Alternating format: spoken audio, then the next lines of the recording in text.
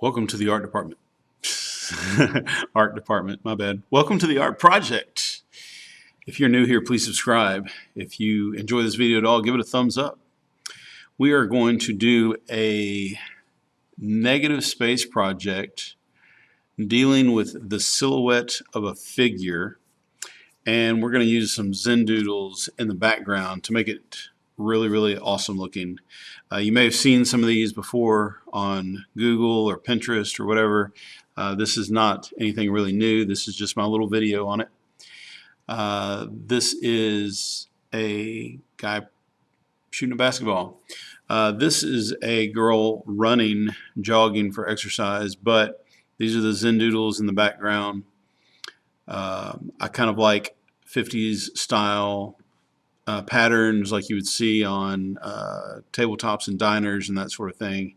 And so anyway, that's what I did. And I'm going to show you how to do it in this particular video. Here we go. So there's the full view of that guy shooting the basketball.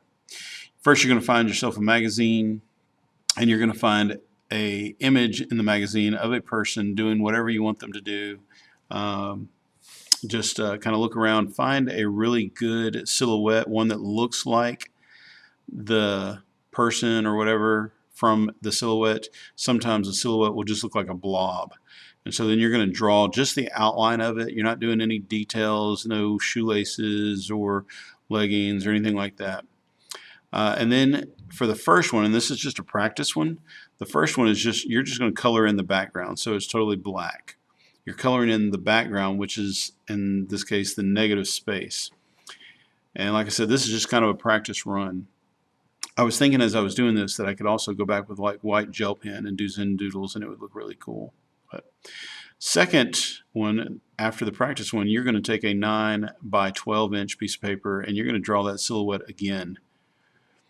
Don't worry about it too much. I know some of you feel maybe like you can't draw, but this is how you learn to draw, by trying and practicing and doing the best you can. So just tackle it like you're not scared.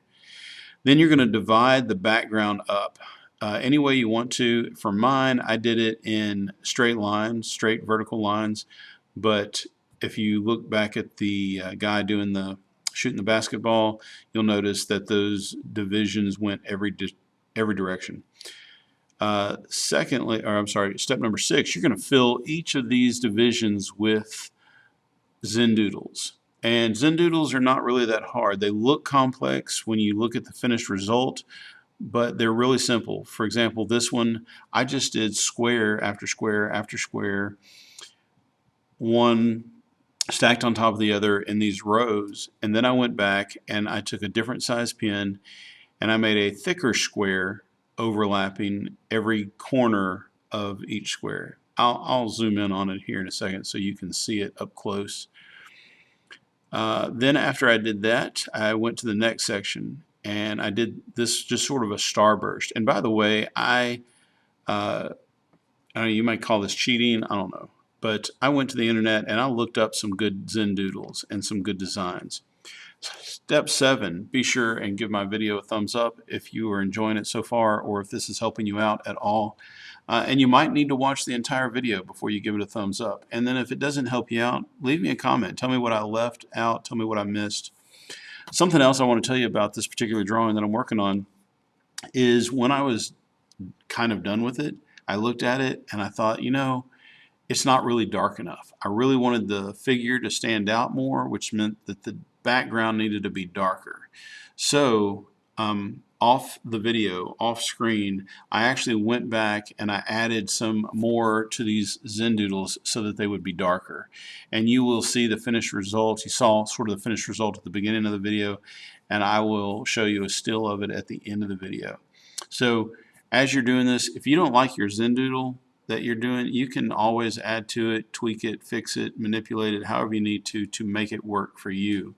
And again, this doesn't take very long, so if you don't like it at all, you can get another sheet of paper and do it again. Do not be afraid of making a mistake. If you don't do stuff because you're afraid you might make a mistake, you won't do anything in life. People who play basketball accidentally mess up and they miss the hoop sometimes. That doesn't mean they don't play basketball at all. So, you know, keep going forward. Finish it by fixing anything you don't like or need to tweak. That is just kind of the way art works. Artwork is never finished until you like it, and you won't like it until you are finished. That's my little motto in class. So keep working on it, keep tweaking it, do what you got to do to make it work for you.